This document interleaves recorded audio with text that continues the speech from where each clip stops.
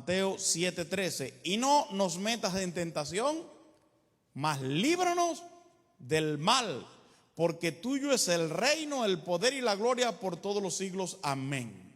Vamos a orar. Padre, en el nombre de Jesús, te bendecimos, te damos gloria, te damos honra, te damos nuestra vida, nuestro corazón, nuestro tiempo. Todo lo que nosotros tenemos te pertenece a ti. Ahora te pedimos en el nombre de Jesús que tú nos hables en esta tarde, en el nombre de Jesús. Amén. Bendito el nombre del Señor Jesús. La parte que queremos hablar con ustedes en breve es acerca de liberación, de libertad.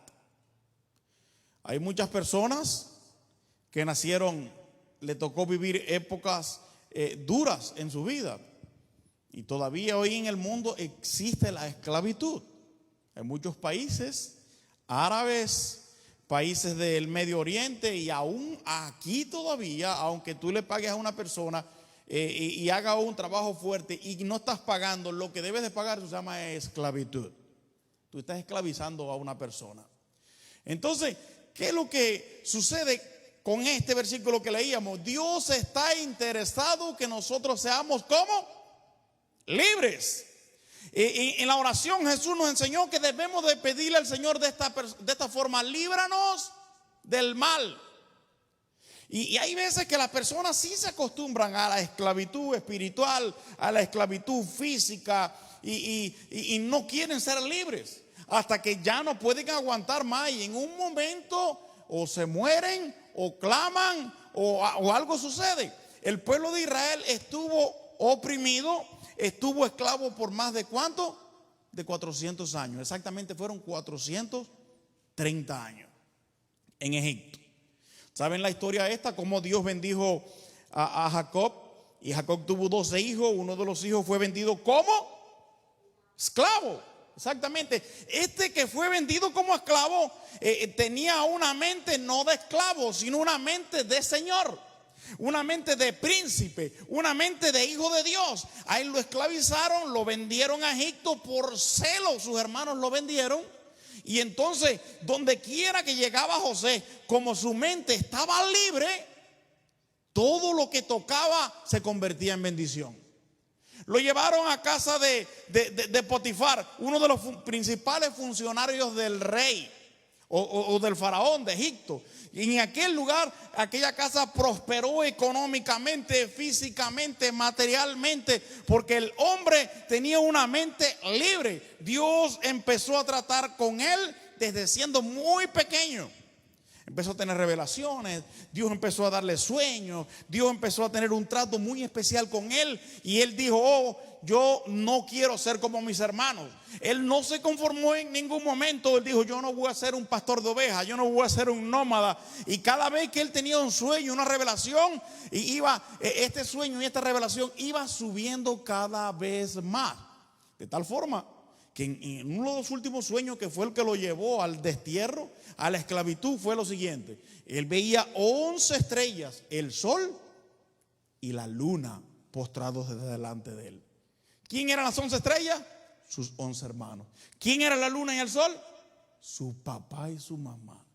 Pero ¿sabes qué? En aquel tiempo, el que no tenía una mente espiritual libre de todo tipo de prejuicio decía: este lo que se quiere hacer es el mejor, este lo que quiere es sobresalir, este nada más lo que quiere es que a él lo reconozcan porque habla mejor, porque sabe. Dice que él sabía matemática, aritmética, ciencia, y él era políglota. Él hablaba varios idiomas porque su padre se lo enseñó.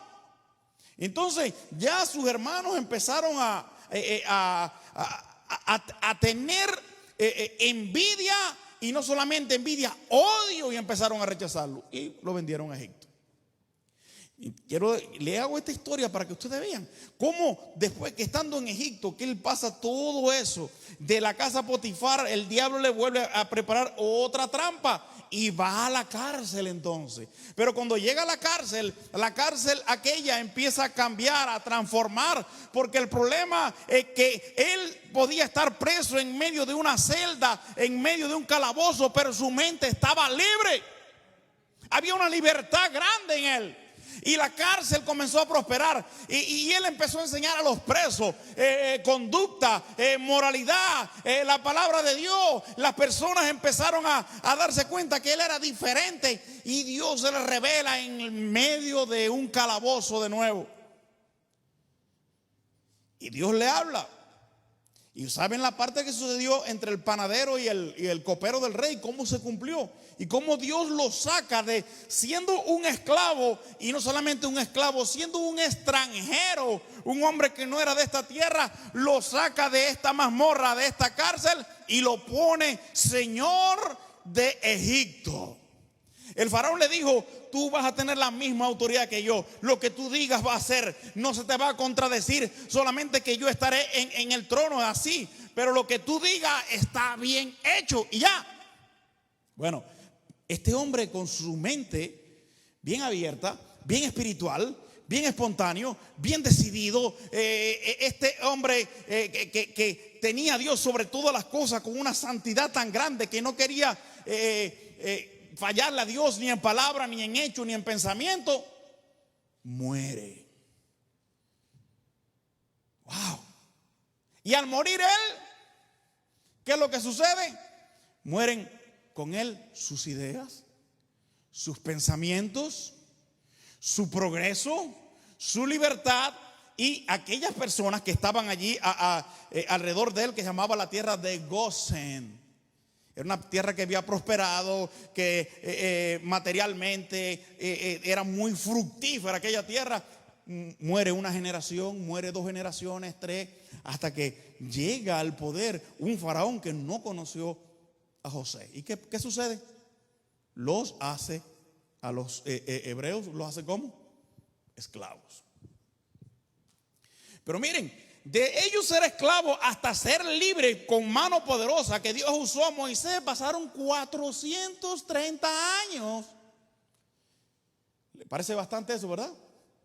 Ninguno de los que estamos aquí vamos a durar 400 años.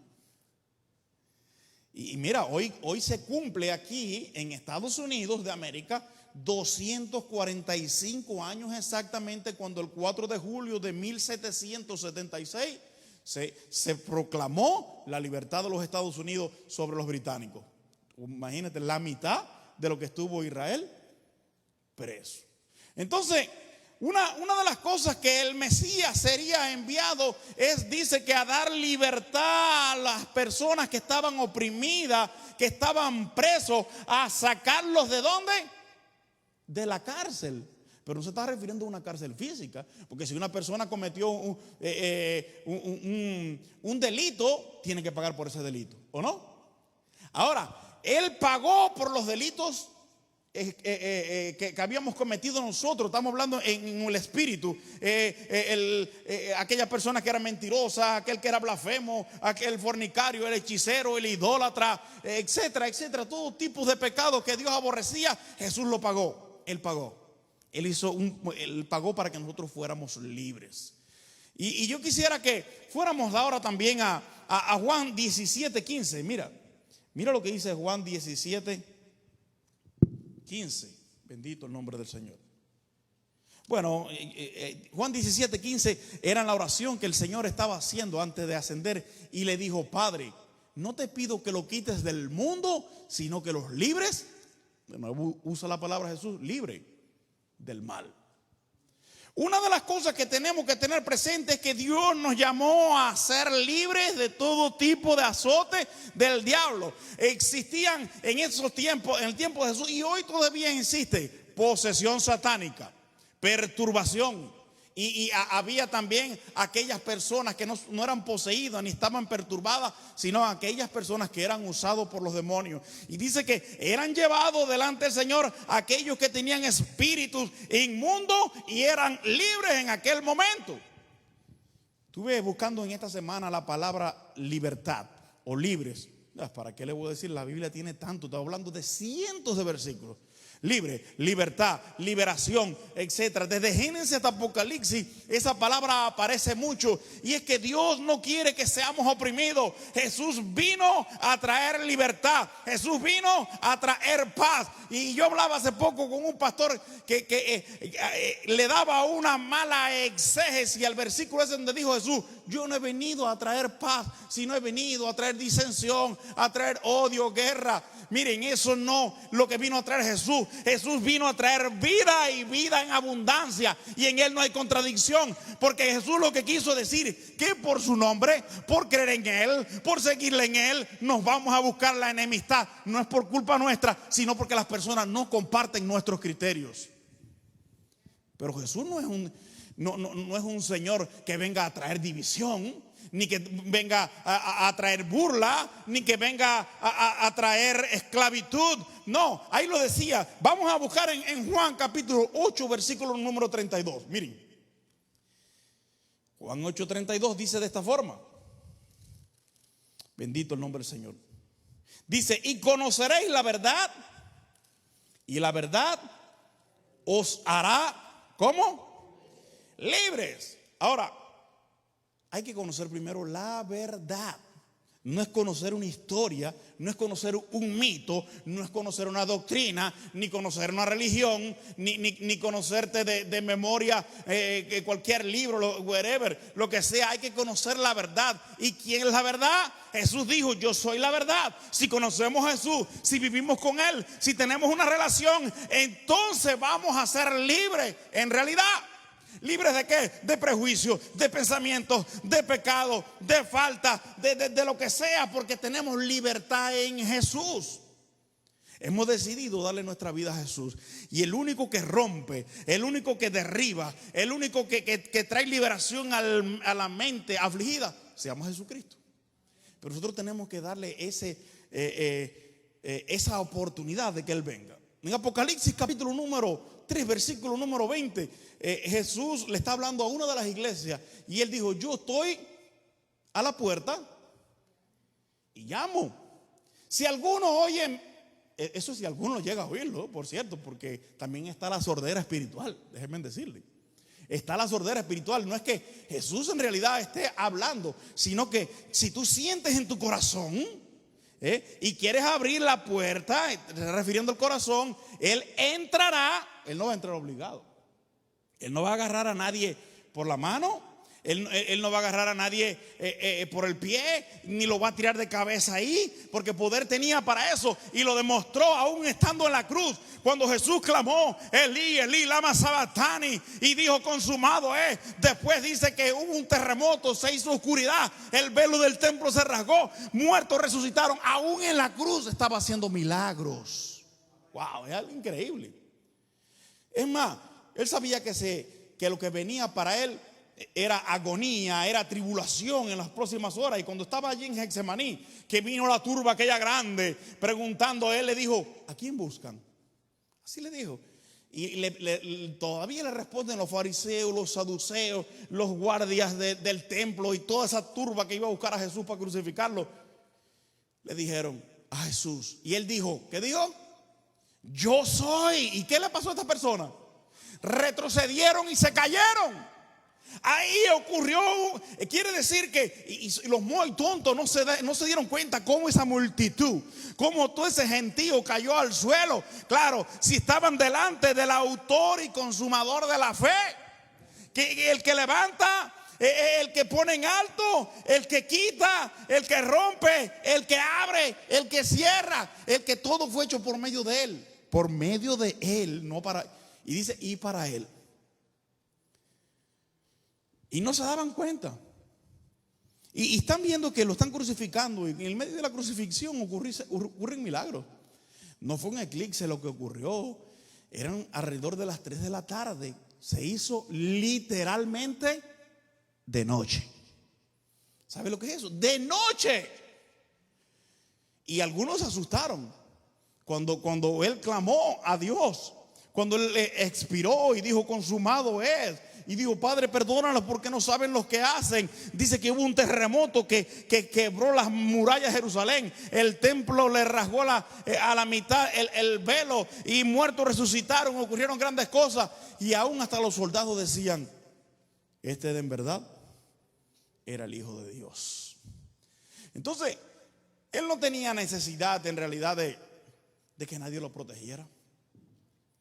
Él le dijo, sabe que yo puedo rogarle al Padre en estos mismos momentos y Él me mandaría no sé cuántas legiones, ahora no me acuerdo, por varias legiones de ángeles que pelearan a favor mío, por mí. Y cuando fue llevado delante de Pilato, Pilato le dijo, ¿tú eres rey? Y él lo miró y le dijo, tú lo has dicho, yo para esto he nacido. Ay, ay, ay. Yo para esto he nacido. Y dice la historia judía que después de esto hubo una revuelta grande en Jerusalén, y Pilato sí tenía que haber librado a Jesús, pero él, por miedo al gentío, era un líder que no tenía mucho carácter. Él cedió que mataran un inocente. Dice que fue mandado a la Galia, y allá, como lo desterraron a la Galia, a un lugar lejísimo, a un campo donde era desierto, exacto, ese lugar, dicen que Pilato se ahorcó, terminó ahorcándose. La esposa se lo había dicho, oye, tú no tengas que ver nada con ese hombre, anoche soñé con él, tuve un sueño tremendo con él. Y Pilato trataba de librarlo, pero si él hubiera querido lo hubiera librado. Claro que era la voluntad de Dios que Cristo fuera a la cruz. Entonces, cuando nosotros somos libres, libre no quiere decir vivir aquí como Estados Unidos, porque ya aquí ni libertad de expresión ya hay. Si alguien se pronuncia diciendo que es demócrata, se lo comen los republicanos y empiezan a criticarlo. Pero si alguien dice que es republicano, se lo comen los demócratas. Y si alguien se pone a predicar en una esquina, como sucedía antes, que aquí no había problema, viene la policía y te lleva. Aunque estés con la enmienda y la Constitución te diga que free speech, que tienes libertad para hablar, aunque estés bajo la bandera, lo que sea. Entonces ha ido cambiando el tiempo, pero qué bueno es que en medio de todo eso, y tiene que venir y se va a poner peor, la presencia de Dios no ha menguado ni se ha quitado, ha seguido con su pueblo. Si algunos de nosotros nos hubieran dado las palizas que le dieron a Pablo y a Silas, a Pedro, a Bernabé, a Timoteo, a todos los apóstoles, eso, yo creo que con una sola teníamos ya, ¿verdad? Dice que a Pablo y a Silas le dieron una paliza. ¿Sabe que le daban 39 azotes con vara? Los acostaban en el suelo o lo amarraban en una escalera y venían con varas de madera y le daban 39 planazos, como digo yo, por el lomo. No le podían dar más porque la ley prohibía darle 40, pero le daban 39. Le daban 39 a cada uno, y ellos le dieron una paliza grande, y después de haberle dado esa paliza, los metieron en los calabozos más profundos y estaban allí contentos, alabando y glorificando el nombre del Señor, llenos de llaga, llenos de sangre, adoloridos. Es verdad que tenían a lo mejor hasta huesos rotos desde la paliza que le habían dado, pero estaban alabando. Su mente era una mente libre, era una mente que nada más pensaba en Cristo, una mente que decía, si tú padeciste, yo también tengo que padecer, soy bienaventurado, yo no soy mejor que Cristo. Hoy por la mañana vino un pastor y misionero que estaba levantando iglesias en Europa y en África, y fue algo asombroso. Yo miraba de algunas iglesias que levantó en África. Es increíble el trabajo que hacen. Estaba hablando que no había luz eléctrica, que no había agua, que no había esto, que no había de lo otro. Y yo me pongo a pensar, nacidos aquí, yo le decía a mi esposa, estos son los verdaderos apóstoles, no las nuevas corrientes neopentecostales que están hoy en día existiendo. Un hombre lleno de sortijas de oro, de relojes de oro, de un Ferrari, un Rolls Royce, una cuenta millonaria en el banco. No, son aquellos que en realidad tienen una mente libre, que lo han dado todo por Cristo, que lo han dejado todo por basura, por seguir a aquel que los llamó. Esos van a tener una recompensa grande, y el Señor le va a decir de esta forma: oh siervo fiel, en lo poco me fuiste fiel, en lo mucho te pondré. Ven a gozarte con tu Señor. Porque ¿qué recompensa tiene uno de ir a gastar el tiempo meterse en la selva, una cultura que uno no conoce, no hay agua, no hay luz. ¿Qué recompensa hay aquí? Oh, no hay ningún tipo de recompensa, pero para con Dios hay recompensa. Eso en realidad, yo les decía, estos son los verdaderos misioneros que han entendido la palabra del Señor. Y hablaba acerca de la gran comisión. Cuando Cristo mandó a predicar, Él no dijo quédense solamente en Jerusalén. Primero tienen que ser investidos del poder de lo alto, pero después van a ir a Jerusalén, después van a ir a Samaria, a Judea y hasta lo último de la tierra. Yo me recuerdo una vez que yo estaba en un culto de oración, en una iglesia que pastoreé, y alrededor de las 8:30 de la noche llegaron 2 patrullas de la policía y se personificaron frente a la iglesia. Y uno de los policías se bajó de la patrulla y le dijo a un diácono que quería hablar con el pastor. Y yo me recuerdo que yo salí hasta la puerta y le dije, ¿qué usted desea? Y él me dijo, usted tiene un miembro ahí que nosotros queremos llevarnos los presos. ¿Sí? Le dije, ¿quién es? Entonces me dijo el nombre del miembro. Este hombre era un buen esposo, un buen padre, un buen cristiano. Simplemente porque denunció alguna injusticia que hicieron contra unos ancianos, ellos se viraron en contra de ellos. Entonces, querían quitar la libertad de expresión. Yo le dije, hasta que no se termine el servicio, usted no puede pasar aquí por el frente, ni él va a salir tampoco. Y tratamos de extender, me recuerdo, el servicio. Terminamos como a las 12 de la noche. Un servicio que a las 9 se terminaba. Casi a las 12 de la noche a ver si se iban y no se fueron. Y se lo llevaron preso allí. Como a la semana lo soltaron. Lo tuvieron en un lugar una semana sin agua. Lo tuvieron una semana sin comida. Poniéndole altavoces, echándole agua fría. Diciéndole cosas terribles que le iban a poner por 30 años en la cárcel. Y yo me recuerdo que a los pocos días nosotros estábamos reparando una parte de la casa pastoral cuando llegaron otras más de estas personas. Y me recuerdo que nos pusieron una multa de 500 en ese entonces. Y nos dijeron, ustedes no pueden seguir fabricando, no pueden seguir esto porque vamos a demoler este lugar. Y yo me recuerdo que ese día habían como 7, 8 hermanos que estaban ayudando y trabajando allí. Y dijeron, ¿qué hacemos, pastor? Y le dije, vamos a seguir trabajando. Bueno, nunca fueron por allí en realidad, ni tumbaron aquel lugar. Ya lo que faltaba era nada para terminar de reparar aquello allí. Sí pagamos la multa, etcétera. Pero lo que quiero decir es lo siguiente: cuando más persecución, cuando más las personas nos señalaban y decían no puedes hablar de Dios, y lo que le dijeron a Pedro y a Juan cuando lo llevaron al templo y lo llevaron delante del Sanedrín, le dijeron a Pedro y Juan de esta forma: no hablen más en el nombre de Jesús. ¿Te recuerdan? ¿Y qué fue lo que dijeron ellos? Porque no podemos dejar de decir lo que hemos visto y oído. Ellos estaban dispuestos a ir a la muerte, no solamente a ser golpeados, sino a ser muertos. Y dice que Gamaliel lo llamó aparte y le dijo a los del Sanedrín: oye, si esta obra es de Dios, tengan cuidado, ustedes no estén luchando en contra de Dios. Pero si es de los hombres, se va a desvanecer tarde o temprano. Déjenlo en esa gente que hablen lo que sea. Entonces, el diablo no quiere que seamos libres, porque él es padre de toda mentira. No quiere que seamos libres en nuestra mente, en nuestro corazón, en nuestra forma de adorar, de alabar, de bendecir, de vivir como cristianos, porque tenemos una libertad en la palabra del Señor. Y esa libertad, como yo decía, se llama Jesús. Él no quiere que nosotros entendamos estas cosas. Él quiere que estemos oprimidos, que tengamos todo el tiempo ira, que seamos contenciosos, que seamos orgullosos, que seamos avaros. Eso es lo que quiere que el cristiano esté, porque eso es una forma de traer una atadura a las personas. Y una atadura te convierte tarde o temprano en esclavo de esa atadura. No vayan a pensar que solamente es aquel que trabaja sin que le paguen. No, eso también es ser esclavo. Aquel que tiene un vicio, que no puede dejarlo, ya sea de cigarro o de alcohol o de droga. Cuando usted lo agarra y usted no puede dejarlo, usted se convierte en un esclavo de eso. Él es el que lo domina, él es el que lo dirige y es el que quiere llevarlo a todo lugar. Por eso yo prefiero ser siervo de Cristo. ¿Y siervo qué quiere decir? Esclavo. Si Cristo me liberta a mí. Miren, vamos de nuevo al versículo en el versículo número 32 dice: y conoceréis la verdad y la verdad os hará libre. Pero el versículo número 36 dice: así que si el Hijo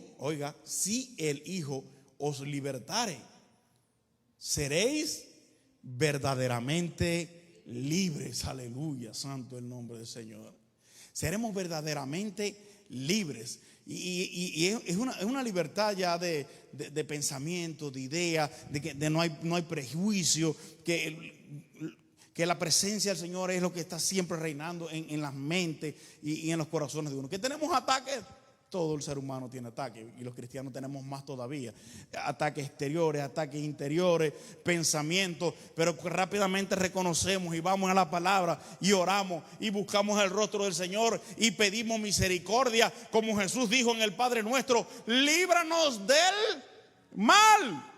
Libértanos, ayúdanos. Y dice que cuando el pueblo de Israel comenzó a clamar allí en Gosén, porque ya no podían más, ya lo estaban castigando demasiado, dice que clamaron a Dios y el clamor llegó a la presencia de Dios. Qué maravilloso es Dios. Eso es lo que estaba esperando. ¿Qué es lo que estaba esperando Dios?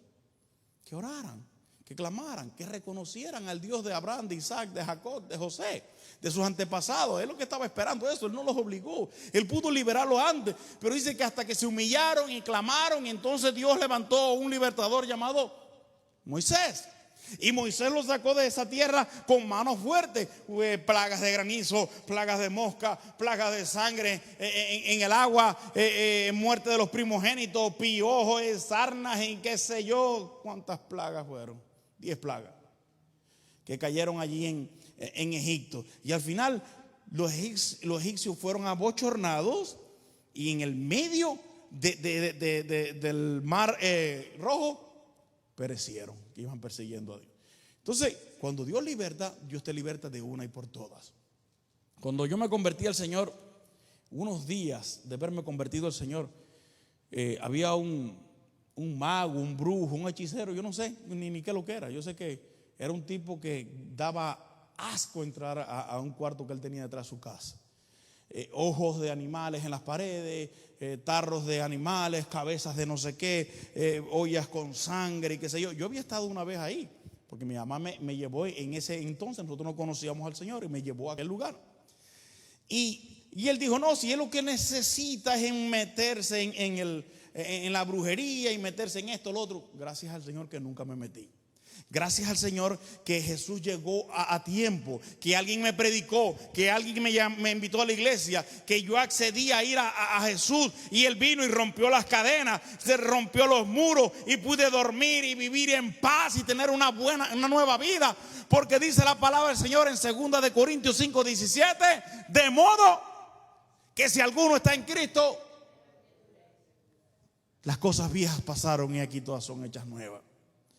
Y este hombre, pasaron unos meses, nunca fui a su casa a dejarle el dinero, porque él lo que quería es vivir de las personas, no quería trabajar, y tenía varias personas que le pagaban y tenían que ir cada cierto tiempo a consultarse allí, qué sé yo, y era un vive bien, un sinvergüenza, y gracias a Dios, Dios me libró de eso.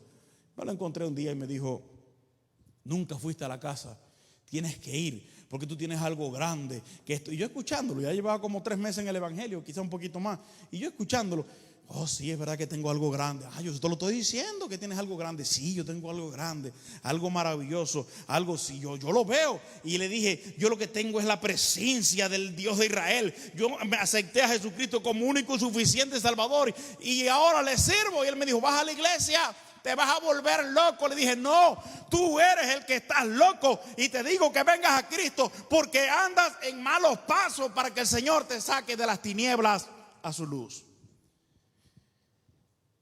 Ese mismo día salió en su moto y bajando una loma se mató. Era el último día que le quedaba a ese señor. Entonces, Estamos viendo que cuando Dios te liberta, ¿por cuánto Dios ha peleado aquí? Por todos, ¿verdad? Yo estoy seguro que todo. Y hay veces que nosotros ni sabemos lo que Dios ha hecho por nosotros. En ocasiones ni cuenta nos damos, como me pasó a mí en una ocasión. Yo hacía una vigilia y mientras iba para mi casa, muy peligroso, como a las 2 de la mañana. Nosotros vivíamos en un barrio que no vaya a pensar que era un barrio residencial. Era un barrio, un reparto bien difícil. Después de las 12 de la noche no te salva nadie si te agarraban en la calle.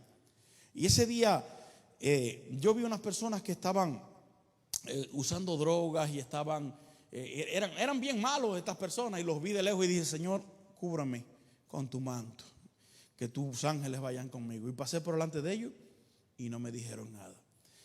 Al otro día alguien tuvo a mi casa de los que estaban allí, porque yo ni miré para el costado, y me dijo: quiero hacerte una pregunta. Anoche cerca de las 2 de la mañana pasaste por tal lugar. Digo: sí. Le digo: ¿tú eres de los que estabas así? Sí, estamos allí. Pero quiero hacerte una pregunta: ¿quién eran esos 2 hombres tan grandes que andaban al lado tuyo? Dicen que nunca en la vida habían visto tal semejanza, tal cuerpo y tal fortaleza física. La palabra dice que el ángel de Jehová acampa alrededor de los que le temen y los defiende. Pero ya no era el ángel de Jehová, eran 2. Ellos vieron a 2. La palabra me dice que el bien y la misericordia me seguirán todos los días de mi vida. Imagínense, 2 ángeles, uno se llama bien y el otro la misericordia, andaban ahí conmigo y andan con usted. Y eso le ha pasado a personas. ¿Quién es el que andaba contigo en el carro? ¿Quién es el que estaba en tu casa? ¿Quién es el que iba contigo en la escuela? No, nosotros andábamos solos, porque cuando Cristo nos liberta y le pedimos al Señor de corazón, como Jesús le dijo al Padre: Padre, no te pido que lo quites del mundo, sino que lo libres del mal. Dios lo hace. Quien se meta adelante, no importa, Dios lo hace, porque Dios pelea por sus hijos. Dice la palabra del Señor que el que toca a uno de sus hijos, ¿toca qué cosa? La niña de sus ojos. Y yo cortaba una madera no hace mucho y me cayó un poco de acerrín en un ojo y me volví loco. Imagínate cómo se vuelve Dios. Y me tuve que echar agua porque no veía. Así mismo se pone Dios cuando nosotros le damos nuestra mente, nuestro corazón, nuestro tiempo, y le pedimos al Señor que venga y reine y toque y llene y transforme nuestras vidas y nuestros corazones. Entonces Dios va a obrar, y el que te toca a ti está tocando al Señor.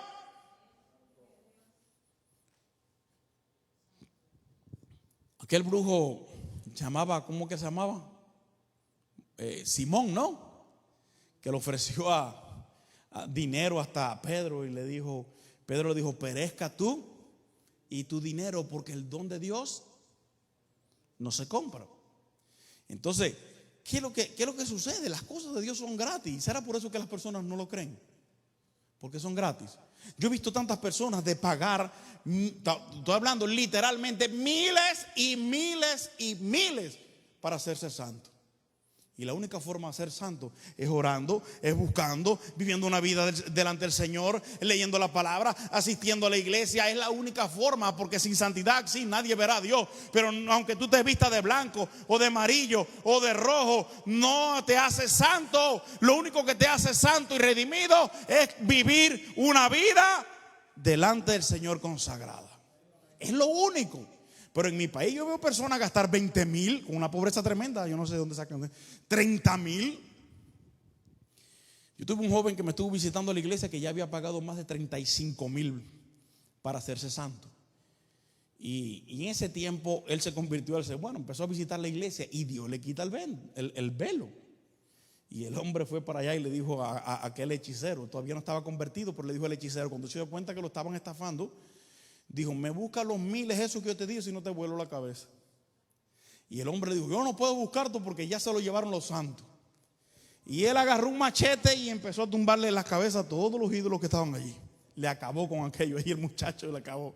Y ninguno de esos ídolos, ninguno de esos santos pudieron liberar al hombre ni ayudarlo, porque eso lo que lo tienen es para infundir miedo, terror.